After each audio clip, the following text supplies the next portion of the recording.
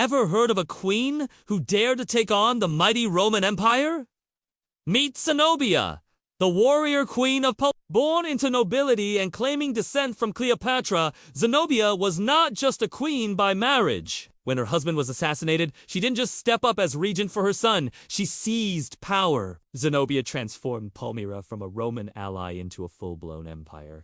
Her armies swept across Syria, Palestine, and even conquered Egypt, cutting off Rome's vital grain supply. She issued coins with her own image, a direct challenge to the Roman emperor.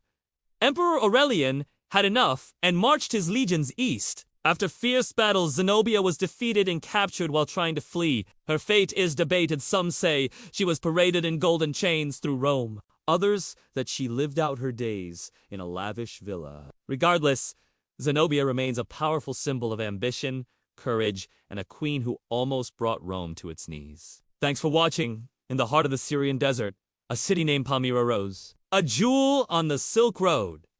And from this city emerged a queen who dared to challenge the might of Rome itself. This is the story of Zenobia, the warrior queen of Palmyra. Born into the city's nobility, Zenobia wasn't just royalty, she was a force of nature. Fluent in multiple languages, fiercely intelligent, and a brilliant political strategist. She even claimed descent from the legendary Cleopatra. She married Odaenathus, the ruler of Palmyra, which at the time was a powerful client state of Rome, a buffer against the Persian Empire to the east. Together, they were a formidable pair, protecting Rome's interests. But then, disaster struck. Odaenathus was assassinated under mysterious circumstances. In the ensuing chaos, Zenobia didn't just mourn. She acted. She seized power as regent for her young son, Odaenathus, and in a heartbeat, transformed Palmyra from a Roman ally into an independent power ready to carve out its own destiny. Zenobia's ambition knew no bounds.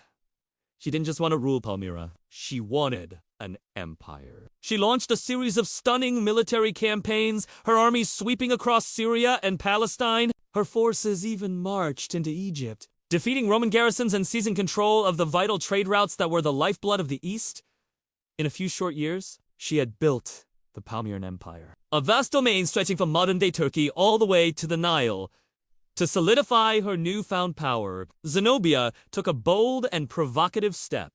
She began minting coins featuring her own image alongside her son's, styling them as co-rulers equals to the Roman emperor.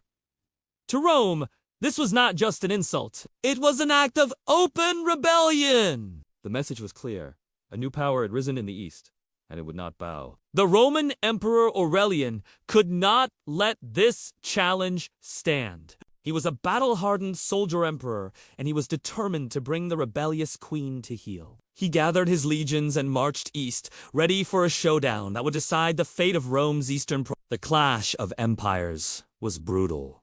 Aurelian's disciplined legions met Zenobia's armies in a series of decisive battles. Despite their initial successes, Zenobia's forces were ultimately pushed back. With her armies defeated and her capital besieged, Zenobia made a last, desperate bid for freedom. She attempted to flee across the Euphrates River, hoping to find refuge and support with Rome's old enemy, the Persians. But it was too late. Roman cavalry caught her just before she could escape.